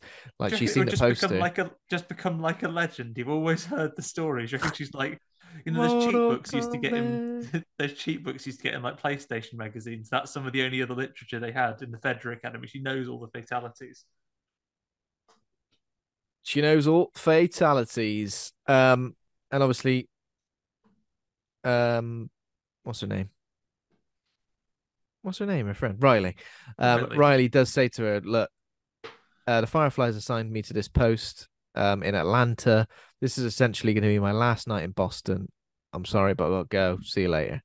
Ellie's obviously really upset. She like storms off. But then she comes back and they have like a moment in a Halloween shop, put some masks on, have a laugh, and then eventually they kiss. And then the moment is quickly ruined by an infected If attacking they them, weren't and they kissing, both maybe get bitten. they might have heard it coming. This is annoying, isn't it? Because we already established, and I hate it when TV shows and when anything does this, it automatically establishes the threat. We see an infected like waking up and hearing the like arcade noises, so we know for a fact that infected's going to be making its way over to them. And now you're just in constant dread of thinking, when is it going to get there? When is What's this it going going to to be do? ruined? So here's like the Mortal Kombat. And it goes, gives a turn, gives a go, Thought you were going to say it goes get over here, but no, it doesn't. get It just comes over in here. bites them. No, comes in, bites both of them, right? Yeah, they both get bitten in the struggle. So we kind of end this episode with This them happens or the so many flashback. times. Sorry, this happens so many times in this show where you see someone struggling and it isn't obvious that they've been bitten. Happens with Tess, happens with Sam. Like it's not entirely obvious. Like they're in some sort of struggle, but we don't see the moment of the bite. It's kind of like the aftermath. And I guess that's kind of like how adrenaline works, isn't it? Like you can get stabbed or multiple times and not really realize what's happened until after the event. Um, and obviously this is quite emotional, but also poetic, where they say, "Let's just stay together and go." What do they say? Let's just Stay wait and it lose out, our minds together. Just stay and wait lose our until minds together. And what stay I until think we is both great, turn to ghoulies. both turn to ghoulies. What is great is it doesn't show us. We know that. We know that Ellie's not infected, and we know that she's going to be the only one who's immune. So we know that Riley obviously didn't make it. Riley did get infected, but we don't see the moment, which I think is great. I think that's, And tell me, as a player of the games, what do we get in comparison there? The same? oh God, I don't remember, you know. It's the DLC as well. I can't entirely remember. Well, it's a good question. I'll have to remind myself. I'm hoping the same because I feel like that is more effective. I don't think we need to see Riley because I think the impact of somebody changing, like Sam, we've had it, we see it, we know what it's capable of, and that it ends one way or another. What I kind of like about the Ellie and the Riley situation is a bit ambiguous. We don't know exactly what happened, because there Okay. must have been a moment where Riley turned and Ellie was like, "Holy shit, what the fuck?" And then more and more time went by. Well, I'll turn in a minute, surely. And then eventually, you know what? I'm not going to turn. And that's what Still feel all right happened. actually. Now I think about it. I feel better. I feel better than I did before. Um, and then we go back to the present. Ellie finds a sewing needle and manages to stitch Joel's wound, and he's like talking gibberish, and he's like, "Oh bloody hell, I can't believe it! I can't believe I'm gonna bloody Did you ever die." read the old girls? All you need to do is go and find a first aid kit, right? They're all hanging about here. If you go in every house, you'll find one. It's fine. That's how these games work. Stick in the But cupboards. no, Get some aid spray, and you'll be all right. you'll be Um, fine. So then but we yeah, move on to he's whittering on, and then this might be my favorite episode. yeah, I mean it's got to be up there. And I think I got favorite episodes for different reasons. Like I really enjoyed Left Behind for similar reasons to maybe the reasons why I enjoyed episode 3. It was just a really good sort of like character building Usually those people episode. being themselves and having a nice time. Yeah, Just think stuff. This could just be the program. this could easily be the program. Yeah. Um. I watched X the other day again, and I thought to myself, I Oh like yeah, these of guys. course. I'd like to just see the trials and tribulations of them making a porno in the late 70s. Be all right. Yep. All everything that happened up until them all getting horrifically murdered. Spoilers for X. So the next episode is When We Are in Need. So this again is an episode that sticks very closely to the game, and also this section of the game is the first time you get to play as Ellie. So that's obviously impactful because you're like, oh, what? I'm Ellie now. Like, no, that's not a problem. Obviously, there are moments in the second game where when you do change perspective, people aren't very happy about it. However, with this one, yeah, you become Ellie. She's hunting for food in the snow. She shoots a deer. She tracks the animal, and then she encounters this preacher called David and his fellow hunter James, played by Troy Baker, obviously who voiced Joel. So that's good. And then she does a little trade, doesn't she? Trades a deer for some penicillin. Can you go and get some penicillin and come back? And she knows her shit, Ellie. She's like, I'm not coming with you. I'm not coming with you. No, I'm gonna absolutely not. no, I'm gonna wait here for you to bring it back to me. And she does. She gets that, and then unfortunately, though, um, David, he's a he's a one, isn't he? He's a wrong'un. Um, they're clearly feeding. I think it's never really disguised to you as the viewer that the rations they have are people, Yeah, I don't think it's right? disguised, but it's because they like, oh, we've pretty much run out of meat. How are we going to tell everybody? And then it keeps like turning up. And I think it's quite obvious because they talk about somebody dying, somebody getting killed. Um, and this is the thing, it links back to episode 6 as well, the end of Kin, where essentially this group were the group that attacked Joel, stabbed him, and obviously Joel killed one of theirs. So they kind of, that's the thing, they got it out for Joel, which is good. It kind of, not just in the first game, but the second game as well, establishes these things, which is like, oh, the consequences of my actions, which I think a lot of games don't do. Like Nathan Drake runs through Uncharted, murdering hundreds of people in a row. But There's what loads this of game people. seems There's to loads do, of people that have like, oh yeah, my partner's away as a henchman actually for some treasure hunting. Hang on, sorry, I've is just got to what take this. Hello, what? he's been mown Killed down, by a fortune by Nathan Drake. killed by Nathan Drake, swinging from like some rope, swinging, swinging down, and shot him in the face with an Uzi. Oh Like going whoa whoa God, whoa whoa whoa whoa whoa. Yeah. So insane. yeah, yeah, you're right. It shows the consequences and like how this was like a random enemy that just attacked, but these people say, "Oh, this is a member of our community," even though Mm. David Arongan is saying, "Oh, we'll be avenged, all right." But he clocks fairly quickly that Ellie must be with Joel, the man that killed Yeah, he's other very, dudes. very he's manipulative, but he's very like attuned to everything that's going on. He's a predator in his own right, isn't he? So like I think that's a good juxtaposition in this where we've got like Ellie hunting the deer, and it's almost like David's hunting Ellie. And it's funny, isn't it, that sometimes different events in your life, people get those opportunities to completely move and reinvent themselves. In our regular society, not in a cordyceps apocalypse, might be when people go away to uni. They say, "Oh, I'm Yeah, going to reinvent myself. I'm going to be dead cool now. I'm going to I'm gonna wear get. wear a hat. I'm going to wear a hat, get an I'm gonna go earring, in there with a nickname. Blade, Uncle Blade." Viper, Blade and Viper turn up. Oh yeah. Um. Yeah, So yeah. so Uncle Blade Viper, they come along. But David, what he's done is he's rebranded from being a maths teacher. Yeah, maybe. I'm not sure. He's rebranded from being a teacher, certainly, to a cannibal preacherman. He's a cannibal preacher man.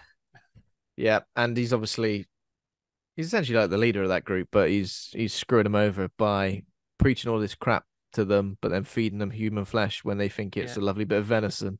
little girl's upset that her dad has died. He gives her a slap and says, Oh yeah, "Jesus actually wouldn't want you to be sad about this. Jesus, I want had a you to bloody guts fucking for buck you. up." Fuck up, 40 yeah. days with no food. He went. What you Did you done? hear him moaning? Yeah. Um. What's that say in the Bible about moaning? It says don't So actually. it No says, time to "Don't look it bloody up. do it." Ellie gives Joel a bit of the old penicillin. She's like, "I don't really know what to do. I'm just going to inject it straight into the wound." Yeah, Um. fast And acting that then, way. Get right but to the then source of the problem. right into the source. But then David's crew like pretty quickly um track her down in the sort of little street she's at, and they go looking for Joel. Ellie like escapes, tries to lead them away essentially, but she does get captured, doesn't She she? gets captured, but she buys just enough time for Joel's Fast acting penicillin. the cooldown timer that requires for him to be revived to have timed out, and then I have the power. the power of penicillin He manages to wake up just in time to roll out of bed so that when one of the guys comes in, he manages to fuck him up. And this is the thing. comes up. What was His that noise? Just in time to get shanked to bits.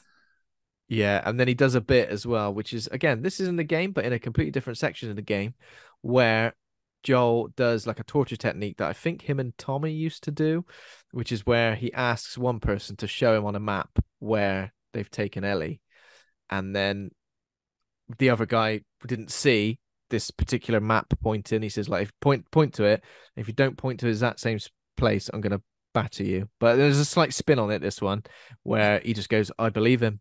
I'm just gonna batter you, clunk your head Yeah, in. I believe him, and he bonks him on the head. Here's gives a him a bonk. little, I've gives seen a it. I've little seen. bonk, gives a little I bonk on the think I've head. seen a little edit where someone's edited in a little comical bonk onto his head. Little squeaky hammer. Ooh, bloody hell! Yeah, That came sharp. bloody egg on his head. Um, So this bit is like extensive in the game when like the storm rolls in and there's like snow everywhere and you're like trying to get to Ellie as Joel, and then you're playing as Ellie as well, and she is obviously caged up. I think she realizes that there's some he's sort of feral. cannibal. She is in feral mode. Um and she stabs, like she managed to escape because they're gonna like pin her down, and I'm not sure what they're gonna do to her actually in this particular instance. They're just gonna kill her and chop her up, but she manages to Yeah, stab James in the neck with like a cleaver. It doesn't look very deep, this thing. I was like, I've had to pull that out. That's like a bloody centimeter deep. But no, it kills him. And then the bit, which is a huge set piece in the game, where Ellie's trying to escape David in this like burning down lodge, is done really well here as well. It's really difficult in the game because like you use this like ear to the ground thing to kind of see where everyone is, but in the game he's really creepy. He tiptoes, so you can't actually see where he is, and then he'll appear behind you. So yeah, he's like a scary big boss. Um, but this time he manages to pin Ellie down, and I think it goes a bit does go a bit rapey, isn't it? Like he is he gonna. does. So this is He and this is the eats it thing. wrong The way. mask slips. This is obviously the person he was even before this. I think. I don't necessarily even think that this was him. Just he's become this. I feel like he was this Yeah, before he not the tried kind to of the same reinvent level of himself. CRB checks in 2003 before all this No, happened. exactly. But yeah, she does manage to stab him and then absolutely bludgeon him to death with the meat cleaver. And this is another thing where we really do see that trauma front and center, to the point where like Joel manages to catch up with her, and he sort of arrives behind her and grabs her, and she's like terrified of him, like get the hell off me. She's, Um, oh, it's just you. so I Tell you think what, I've had quite a day. I think she's starting to realize her place in this world, where it's like she's meant for something different, and this sort of like survival instinct that she's got. Like she's not just trying to save her life, and sort of she knows she has to help Joel as well, because at this point she still thinks he's incapacitated, but also she's got this mission, and I think her and Joel are realizing now that this might be one of the big final hurdles to overcome before they can uh get to the end of the game, essentially. And obviously this is the moment as well where Joel says, "I've got you, baby girl." Yeah. Something that he she goes, "I'm not a baby, I'm bloody grown up. What are you on about?" I killed a man today. I killed a man mere killed a man mere minutes ago. Um, and this is where it's gone full circle now that Joel is she's essentially his daughter. She's become a surrogate daughter to him. She's managed to fill that void that he had left by Sarah's death, and he's become a parental figure again while being so shut off probably from any emotion or feeling towards anyone like that for so long. So I Yeah. think 8 hours into this show, I think it's done really well to establish that. And then we get into a absolutely ripper of a finale. We begin with the other star of the game's cameo in this role. So you say Ellie's mother Anna, played by the same actor who plays Ellie in the game, Yeah. is off is in the midst of having labour, which is the worst time to be having it when there's a zombie chasing you. Oh Um, yeah. A cops a persistent bite. zombie as well. Yeah, cops a The, bite in the scuffle. as it always happens in the scuffle. That's the way it goes. So this episode, yeah, it's called "Look for the Light," and again, this bit with Ellie's mother never touched upon, never discussed in the game. This is a thing. It's been completely added, and I think it's supposed to give Marlene's character a little bit more of a place in the As story. to how she fit into Ellie's life. Yeah, because I guess we're supposed to think from episode one. I kind of think, oh, Marlene's just one of the um opposing, one of the Firefly people who comes across Ellie, and that's it.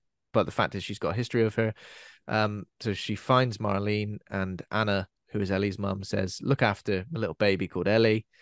Give her a knife straight away, a newborn Give her this, baby." give her this knife, but do blow his face off, will you, at the minute? Because I've been bitten. Yeah, do blow me bloody face off. And she says, "You can't do it." Um, Just go on.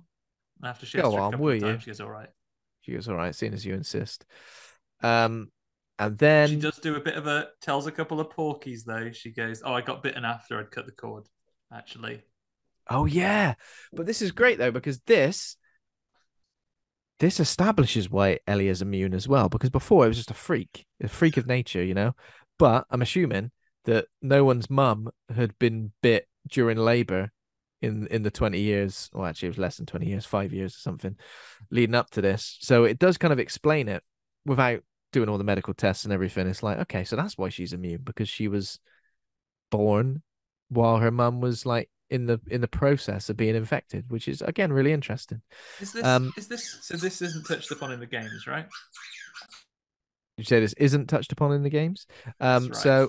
So this particular bit isn't touched upon in terms of the history of Ellie and her mum. No, so this is all new. This is all sort of established. I think everything from when we catch up with Joel and Ellie is in the game. Like everything in this episode, which is almost like Joel and Ellie being a bit downbeat, almost like they both understand that they're coming to the end of their journey together. They're coming to the end of their time together. Who even knows what will be next for them? Will they stay together? Will they separate? Who knows what's going to happen? There's a huge event that's about to happen that's going to mean, nothing's ever going to be the same for either of them. And Yeah. that's why Ellie's all quiet. Joel's kind of opening up to her a bit more. He talks about failing suicide after Sarah's death. And yeah, they're just kind of experiencing the world in a way, like they're looking at it through fresh eyes again. It's almost like both of them have learned what it means to be human again, and that's sort of represented in the moment when they have a little play with a giraffe, similar to the way that Lex and Tim fed the Brachiosaurus Just like in that, in fact. Yeah. Jurassic Park. Don't get sneezed on there. It's just like that. But you know, in this world, the world of The Last of Us, things don't last very long, and they get attacked, and both wake up after being knocked unconscious. They get bloody flashbanged, don't they? Get like They knocked get out by some flashbanged, yeah. bombs. And what's annoying here is Marlene's explaining like the doctors are preparing Ellie for surgery because they've run some tests and they think that the infection they could make a vaccine, they could make a cure from it. And this is horrible, isn't it? Because it's like not only are you not giving Joel and Ellie the choice, but you've not allowed Joel to say goodbye. And I think Do you think this would have ended differently had there been, and obviously it's a it fictional story, so it ends how the writers plan it to end, but from the what you know of the characters, what do you think Ellie would have given if they'd said, you know what, we can extract a vaccine from you, but you will die? I think so. This is the thing. I think it establishes all through the series and all through her journey in the game as well. It establishes what I just mentioned, which is she understands her purpose and her place in the world is something more than she perhaps you'd think it was. I think she'd be sad. Of course she'd be sad, but I think she'd think because she does say there's a part where she says, um, her name was Riley and she was the first to die, and then there's Sam, and she almost understands that death in this world is a given, and if there's somehow a chance to save everybody from this world, even though the world's changed forever, it's never ever going to be the same as it was. If she could be part of that, I think she'd want to be, and that's why she doesn't like it when Joel takes that decision away from her. It's her decision to make, essentially, and Joel just doesn't allow that. He takes matters into his own hands. And even if he'd woken up and he was there and everyone was sat around and said, "This is what we're going to do," I think Ellie could have communicated better with Joel and convinced him that it was the right thing to do. You know what I Yeah, mean? The fact that they it took that does. they took away from Joel his ability to say goodbye to Ellie, and that is what he's most angry about. I feel like is that he had his daughter ripped away from him, and now he's finally got that sort of surrogate daughter, somebody he's gone to hell and back with, and now somebody else who represents the same sort of person who killed his daughter, like the Authority and Fireflies, establishment, and people authority and that think establishment, that they know better. and people with automatic rifles. They've Then that's taken the that other away thing. from him, and that's why he sees red. If you're gonna be all right with definitely killing a teenager to come up with a cure, would you feel that much worse just telling Joel a little fib? So it's a risky operation. Not going to lie to you, Joel, but we'll do our best. Yeah, just On say, paper, she should be fine. Actually, no yeah. surgeries without risk. Um, I feel like there could have been so much more done to maybe avoid the fact that Joel is going to go on an absolutely bloodthirsty what you rampage. what you needed here is either more or less honesty. Just the exact amount of honesty you've had here is the incorrect amount for this scenario because you've gone. Yeah, I will be honest with you, Joel. Gonna kill her. But not honest enough that we'd have a discussion with her before she had an informed consent to Yeah. undertake this operation. But that's the thing. It's like it's just about it is about consent, isn't it? In terms of, I feel like Ellie deserved to know before they put her under, and it's that which makes me side with Joel, despite the fact the Fireflies could have gone about it in a completely different way. But yeah, it's And not good for that's also a anybody. thing. Like, you could have even said, like, can you not have a try of getting out without killing her? Yeah. Nah, we've got to take the old brain out. That's what we got to do, It's right at unfortunately. the back there.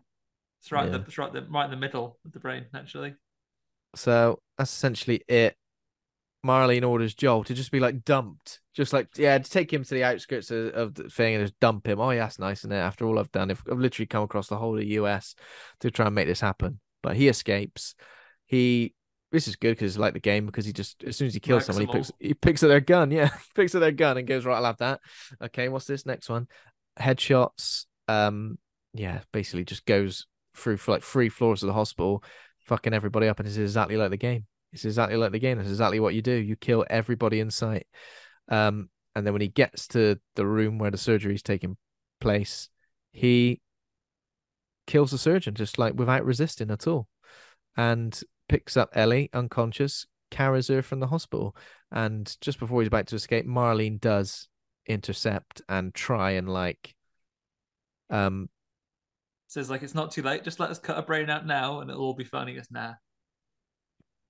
this reminds me of Breaking Bad in a way, when it's like Hank, don't kill Hank, and he's like, he already made up his mind 5 minutes ago. It's that sort of scenario. It's like you couldn't say anything to Joel here without because he's already made up his mind. Because she goes, um, let me live or something, doesn't she, Marlene? Just let me live, just let me go. You don't need to kill me as well. He's like, you just come after her. Bang. Yeah, Completely deadpan. He's just that's it. He knows his sole purpose in this particular moment is to protect Ellie, even if it means, you know, so many more people are gonna die, or this world's gonna remain the same forever. Um, yeah, and that's it. Gets yeah. But away. we get the final scene at the end, which I don't know if you've read some interesting articles, Ben, but this is almost a different ending. But it wasn't. So let's focus on the one that it was actually. Um, Yeah. Ellie sort of has a moment of doubt where she kind of says, as they're driving back, as they're coming away from the hospital, they say, "Oh, turns out it's a big old waste of time. Actually, they're not looking for a cure anymore. They've given up actually." So They didn't business even as let me. usual, I They didn't guess. even let me wake up from. They didn't even let me wake up, and I'm still wearing the hospital gown. They just sent us on our way. Oh, And your stuff got. Oh, bandits came. He says, "Oh, there were bandits. We had to do one he actually." can, and she can tell that something ain't right, doesn't she? Yeah, She knows that something ain't right. But I don't and think we anybody end. has dealt with this in the correct way. So much And could have been we end avoided. with him sort of saying like, "Promise me that that's definitely what happened." He goes, "Oh, I do promise. Actually, I do." Mm. And then she Um, goes, "Okay," and that's it. And I think it's a well, that's where the game ends, but it's also a great place to end the series as well. I'm glad that they didn't try and add anything extra because I feel like all the additional bits that they've added so far have worked so well. So, because it's 9 episodes, you could have gone, should we go for an episode 10? Nah, nah. this is perfect. This is well Do these rounded. things at the length that they, the length that they run to naturally. You don't need to pad these things out. Really Mm, good. really good. Yeah. I guess, should we rate it? I guess that's a good idea Yeah, why not? to You rate go it. first, Ben. You're the big Last of Us fan. What's your rating?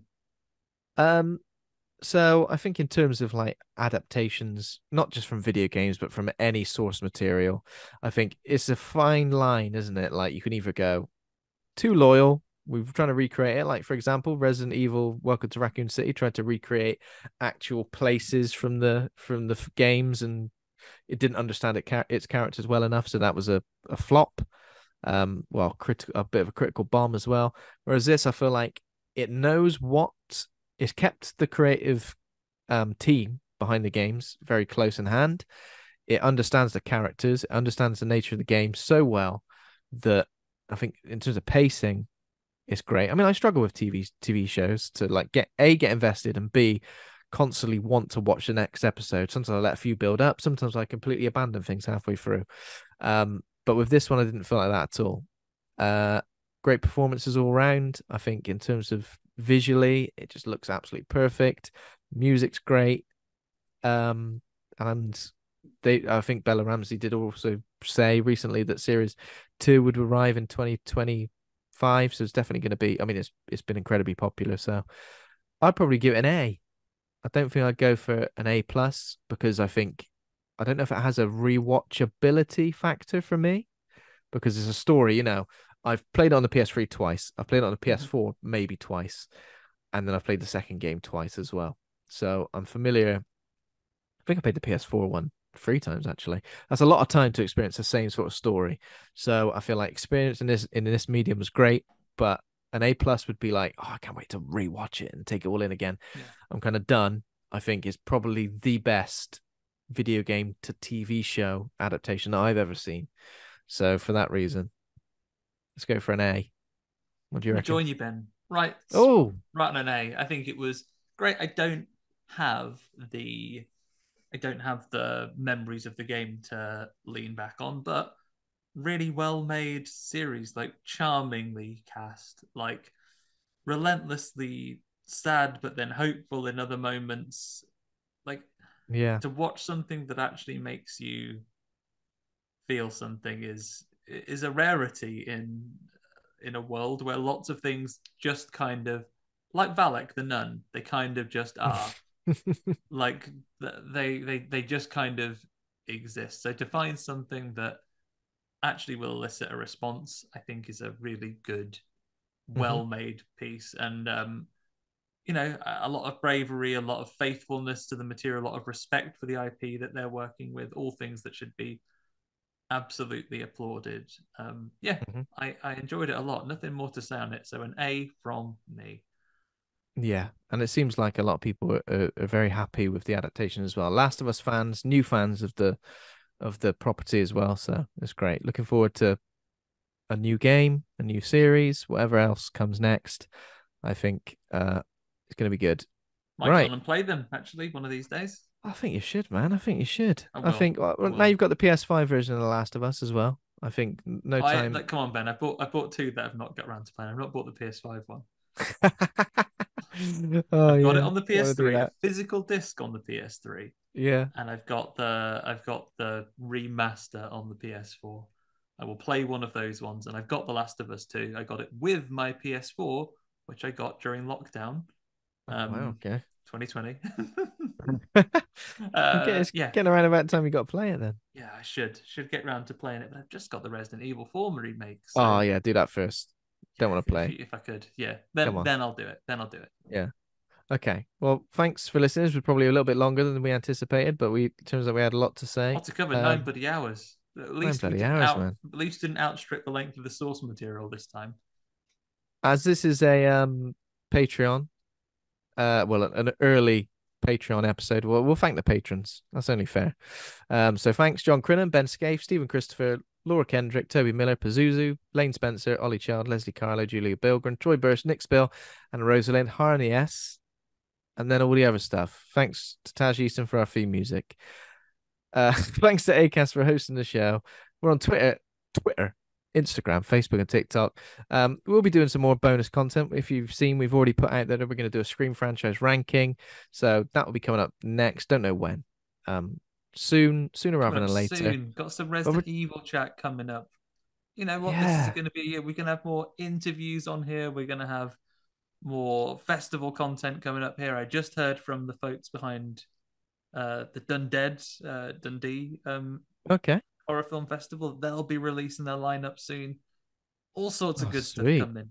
Get Very yourself onto exciting. Patreon. Hear this stuff early. I think with some of our less timely, we're going to put this out reasonably. The turnover might be a reasonable length because The Last of Us is still very much, as you Yeah. said, Ben, in the zeitgeist right now. But other stuff like our Resident Evil deep dives that are coming, I think we're going to keep those on Patreon exclusive for an awfully lot longer. Give those guys Yeah. some I real think that juice makes out of it. sense. Yeah. So if you're hearing this on the regular feed and you're not one of those people whose names we read out, you want to get some top quality value Yeah. content, Not a send us a lot few over. pennies that way. Tell you what, Not just a for lot. you.